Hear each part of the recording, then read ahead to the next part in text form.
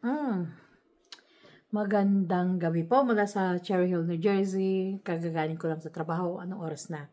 Alas 8:20. So, um, tagal ko sa work kasi ang dami kong ginagawa. Kaya ayan o, namumula yung mata ko katitingin sa computer.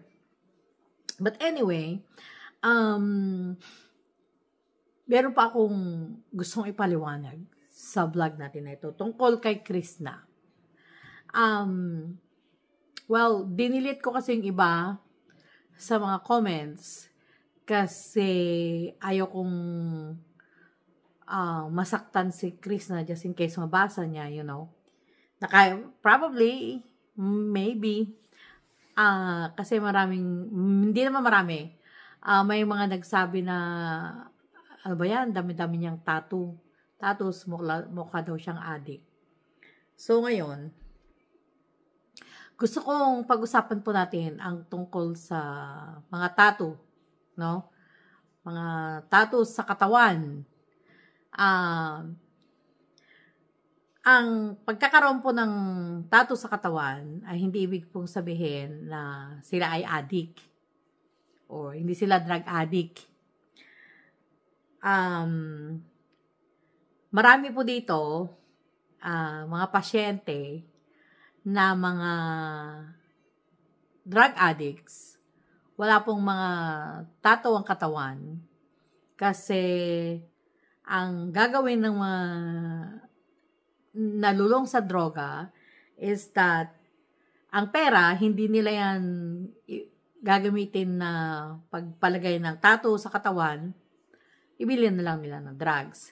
So, tanongin nyo, bakit po ba binibigyan nyo ng bakit kayo nagre-reaction tungkol sa mga bashers na to? Hindi po lahat ng basher or bashing pinapatulan ko. Meron lang po akong talagang mangilan-ngilan at ito yung pagsasabi ng ibang mga tao na ayaw ko kay Krishna, ang dami niyang tattoos sa katawan. Mukha siyang adik, ang dami niyang tattoo sa katawan. Mga ganyan-ganyan. Well, lahat ng tao may kanya-kanyang taste yan. Kung ayaw nyo sa mga taong may tattoos, that's fine. Pero gusto ko lang ipaliwanag po na ang pagkakaroon ng tattoo sa katawan is hindi ibig sabihin na sila ay addict na. Ang pagkakaroon ng tattoo sa katawan, ito talagang pinag-aralan ko, no? Actually, bago pa naumpisahan ang New Testament, ibig sabihin, 3,000 years ago, may mga nahukay silang mami na ang mga mami na to is buhay 3,000 years ago at meron silang mga tattoos sa katawan. So, at actually, it's all over the world ito. Lahat ng parte ng mundo may mga tattoo at iba-iba ang meaning ng mga tattoos. Kung yung iba is because of social standing nila, pinagpapakita kung sino yung mga mayaman sa kanila, pinapakita kung yung iba namang bansa, yung depende sa ano ng tattoos mo, ano yung design ng tattoo sa katawan mo is nagsisimbolize na ikaw ay isang mayaman or ikaw ay isang mahirap. Social standing. Ang iba naman is kagaya sa Pilipinas, nung dumating si Magellan, so this is in the 1500s, description niya na ang mga sumalubong sa kanya, na mga taga-Bisaya sa sumalubong sa kanya is marami ng mga tattoo ang kanilang mga katawan. So, that time, hindi po uso-uso ang addict ng mga 1500 sa Pilipinas sa parting Bisaya na sumalubong kay Magellan at sila ay maraming mga tattoo sa kanilang mga katawan.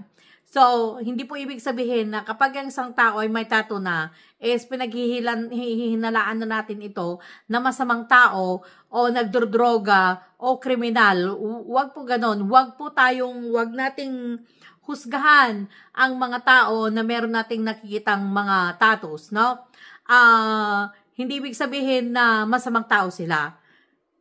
Sometimes sa atin na ngayon, in the Philippines, tattoos is a form of arts. Ano ba yan? Nagbubulol ako. Isa itong art, no? Hindi ito, ito yung, or some form of religion naman yung iba. Yung iba is some form na, yung protection, anong tawag doon?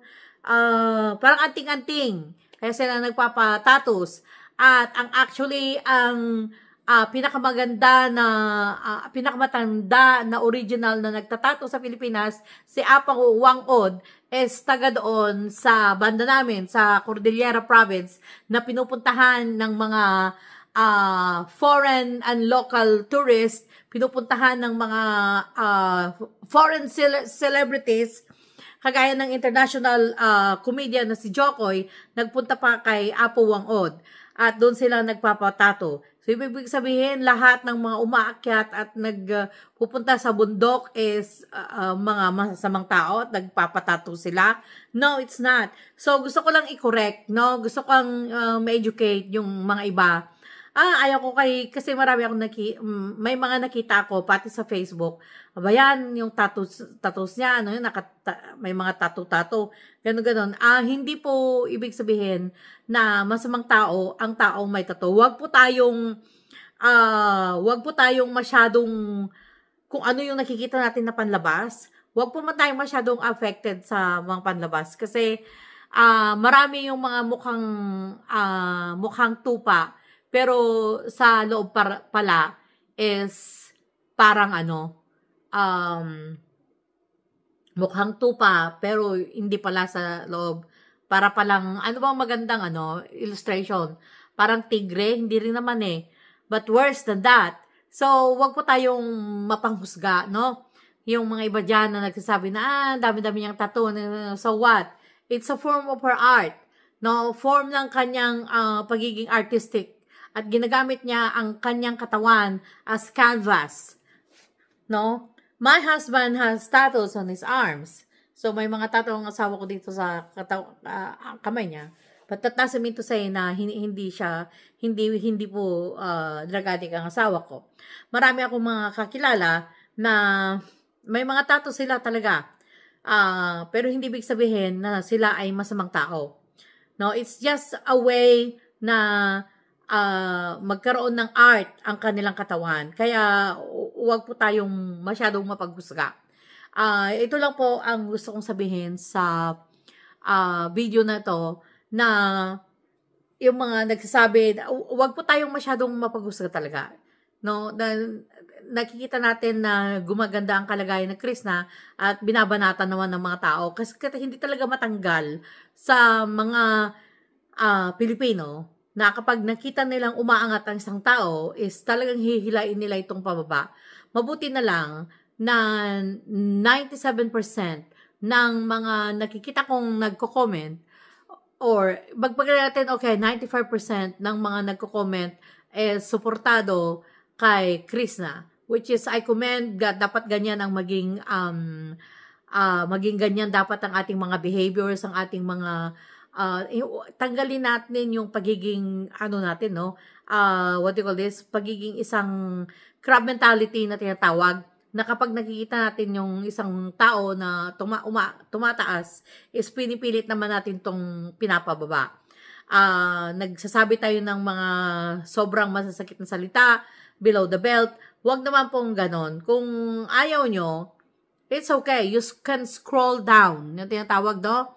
Pwede kayong mag-scroll down. So, ngayon, sasabihin naman ng iba na, Madam, bahayaan nyo na yung mga basher na, kung minsan kasi hindi natin hayaan. Kasi kung minsan, baka kinakailangan lang nilang ma-educate. Kinakailangan lang nilang maturuan na mali ang perception nila. Nakakalungkot lang na ang perception nila, pag ang isang tao is marami ng tattoo sa katawan, is isa na tong masamang tao. Wag pong ganun. Wag po tayong mapaghusga. Yes, I agree na kung minsan yung mga taong galing bilibid, sila yung mga nagtatato ng kanilang mga katawan. Again, there's symbol. It's symbolism. May sinisimbolo po yan kasi. Kaya may kanya-kanya pong pananaw sa buhay. Maaring iyon ay kanilang nagpapatato sila para sa kanilang anting-anting, nagpapatato sila sa as a remembrance of something. Sometimes kung pangalan nga ng mga nawalan nilang mga mahal sa buhay, pinapatato nila o mga larawan. Does that mean na mga masasamang tao sila? For example, yung mga namatayan ng mga nanay o dito nga actually meron ako ditong kakilala na namatay ang kanyang kapatid at ang ginawa niya, pinatato niya ang mukha ng namatay niyang kapatid sa kanyang buong likod. So, ang ibig sabihin ba noon, masamang tao na yung tao? Wag po tayo, like it's too much. Again, like I said, sasabihin nyo, hayaan mo na, no, may mga bagay na kinakailangan natin i-topic, kinakailangan nating pag-usapan. Nang sa ganon is, maaaring maliwanagan sila o maaring hindi. Ngayon, kapag magpatuloy pa rin sila sa pagiging nega, magpatuloy pa rin sila sa pagiging mapanghusga, nasa kanila na yon. Pero kahit papaano, na-educate na lang sila, no? Kasi, ganun kasi yung role ko sa trabaho ko, na bago mo parusahan ang isang staff na nagkakamali, kinakailangan educate mo muna. Kinakailangan pangaralan mo muna, ituro mo muna kung anong tama. Ngayon, sa kabila ng pagtuturo mo ng tama, at sige pa rin yung ginagawa na kamalian, ibig sabihin, i-write off mo na yon. So, ibig sabihin, suspendihin mo na. Ibig sabihin, tanggalin mo na sa trabaho. Ganun po. Kaya, pinagbibigyan natin yung mga iba na mali ang, I don't know kung mali yung turo sa kanilang paglaki or mali ang mga naging experience nila. Maaring nagkaroon sila ng masamang experience sa mga tao na may mga tato ang katawan, pero hindi po natin pwedeng ilahat na ang mga taong may tato is actually masamang tao na. Ako may tato po ako. Ito po, yan. Pinatato ko pa yan, ang kilay ko. Kasi wala akong kilay kapag hindi ko yan pinatato. Yan. Pero hindi po ako gumagamit ng drugs or I don't think na masama akong tao. Kaya yun po, no? Kaya wag po tayong mapanghusga. Buti na lang, mas marami ang nakakaintindi or what do you call this, nagiging hinahayaan, yun.